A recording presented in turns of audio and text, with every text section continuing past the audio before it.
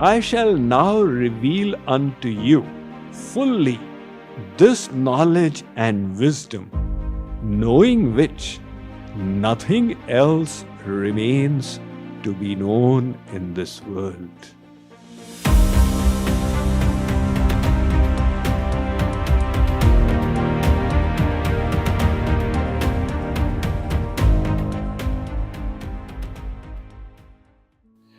So he is saying, I will give you, Arjun, such knowledge which will bring about a miracle in you. How does knowledge bring about miracles? Let us say, for example, there is a stone. Now, do you value a stone? Of course not. It's practically worthless. But if somebody comes and gives you the knowledge, this stone, do you know, it's a shaligram that I got from Damodar Kund when I had gone to Nepal. Really? Yes. And they were telling me that it used to be worshipped by great sages for hundreds of years. Oh my God, this is such a special stone. Now, the stone is the same, but your knowledge of it has added on. So the moment you are understanding its value, you are growing in your love and reverence for the stone. Knowledge has the power to evoke love and devotion. There is one sadhu sitting by the roadside, ascetic monk. And you go by, you see the saffron clothes, you say, you curl your nose, who knows who he is. All kinds of sadhus in this Kalyug. You have no respect. But your friend who was walking with you says, Are, do you know who that sadhu is? He has got 64 ashrams around the world. 64 ashrams? Bhai, must be something. Do you know he has written commentaries on 10 Upanishads? Are, such a big jnani. Do you know that he was a judge of the High Court and retired and became a sadhu? Are, and he has got 10,000 disciples. Oh, seems like I am having darshan of a great personality. You go and offer your pranam. So, the sadhu is the same.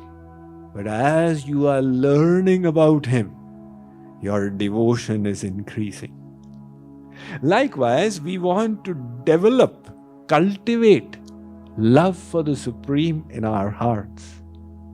And what is the sadhan, the means for it? One powerful means is devotion. As you get to know the glories of God, you will naturally start enhancing your love for Him. There was once a person who met with an accident. He was driving in the countryside and his car hit the side and he was knocked unconscious. A villager there put him on his bullock cart and took this unconscious, injured person all the way to the hospital, which was 3 miles away. The doctor looked and said, My, an immediate surgery is required. For the surgery, blood was necessary. The villager said, check mine. It was matching. He said, all right, take my blood. And then they discovered this guy's relatives' numbers and called them over. They rushed to the scene. In the meantime, his surgery was complete. And when he came to consciousness, he saw his mother there, Mummy. He saw his father, Papa. He saw his relatives. And then he looked at the villager. Who is this man? People told him, do you know what? You were unconscious there. And this villager is the one who brought you over and saved your life. Arey, really? Yes. And not only that, he gave you blood when you needed. Is it? He is the one who did phone calls to call us over. Oh my God, I owe my life to you. I am indebted. Again, knowledge has made the difference in evoking devotion. So Sri Krishna is the supreme spiritual teacher. He knows how exactly to cultivate these sentiments in Arjun's heart. He says, Arjun, I will give you life-transforming knowledge.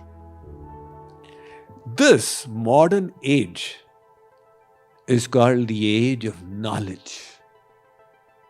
If we look at the social evolution of society over the last 2000 years, the world has moved from the age of agriculture to the age of manufacturing. About 250, 300 years ago, when the industrial revolution took place, the age of manufacturing began, where consumer goods were getting mass produced in factories. So from there, in this 20th century, we moved into the age of marketing, because the manufacturing became so common, everybody knew how to manufacture. So those who had better marketing strategies, they started dominating society. And then, in the last 40 years, ever since PCs got developed, we are now in the knowledge age. These modern times are characterized by three powerful forces that are interacting with each other and changing the world so rapidly in the space of a few years. The first is the information revolution. The amount of information, somebody estimated that a person in Europe in the 10th century was exposed to all their life. That much of information is available in one Sunday edition of the New York Times. So imagine how much information is available to us. When I was doing engineering, now we had so many books and it was so expensive to purchase them. So naturally we had to go to the library to consult them. And the library would have limited copies, so we had to be in line to get the book. I'm talking about the pre-internet days. And then the internet changed everything, where the information of 500,000 libraries is available on the internet for you to access. And with mobiles, you can access it right from your fingertips. So first is this information revolution, the World Wide Web with its 2 billion websites. And the second is the technological revolution, where you can access that information, you can store it in your PC, in your hard drive. You can compute and work upon it to create more information and then distribute it. So that power, through the development of computers, etc., has suddenly become available over the last few decades. And the third is the communications revolution, where whatever knowledge, information you create, you can distribute it around the world. Nowadays, with just one click of your mouse, you can share your knowledge right into the email boxes of 10,000 people. But with the advent of social media, it's become even faster. In the amount of time it takes to create one Insta post, you can ensure the knowledge reaches out to millions. So this is the communication revolution, and all of these are ensuring that knowledge in one part of the world is available to people on the other side. And they access it, they utilize it to create more knowledge. So the combined knowledge of all humankind is increasing so rapidly in modern times as has never happened in 5,000 years. So this has changed the socio-economic perspective of society. All through history, wars were fought for natural resources, for land, for rivers, because they were the means of economic prosperity, for labor. And now there's a new resource called knowledge, which even banks are unable to fathom how to put a number on this. One immigrant enters America. They ask at the customs, do you have anything to declare? He says, I've got nothing to declare. But he has an idea in his head.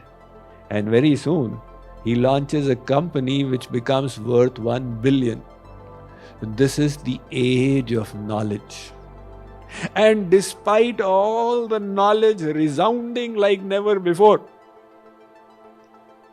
still the level of happiness, the level of peace, contentment does not seem to have increased.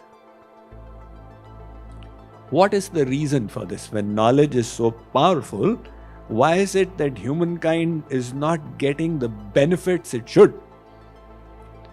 There's a difference between knowledge and its realization. There is one theoretical knowledge and one practical realization. One knowledge you get from the outside and one knowledge that arises from the inside. One you get through tuition and the other you get through intuition. One is acquired through the senses, mind and intellect, and one arises from within as an experiential wisdom. So in Sanskrit this is called Shabdik Gyan or knowledge of theory, and this is called Anubhav Gyan or practical realization. So theory is all very well, but if it is not accompanied by its inner realization, that theory is really no use. Swami Vivekananda said, you may have the knowledge of all the libraries in your head, but if your character does not change spiritually, then what is the benefit of it? So what is the difference between somebody who knows all the Vedas by heart but does not implement them and an illiterate fool? So our scriptures say, Yatha kharas chandana bharavahi bharasya vetta natu chandanasya. If on a donkey you put sandalwood, the donkey will only know its weight, not the value of the sandalwood. So the thing that is really transformative is the inner experience. That inner experience leads to humbleness. And knowledge, which is dry and without experience, leads to pride. So Vidya Dadati Vinayam. Sri Krishna is telling Arjun that, Arjun, I will give you the theoretical knowledge and I will also give you its practical realization.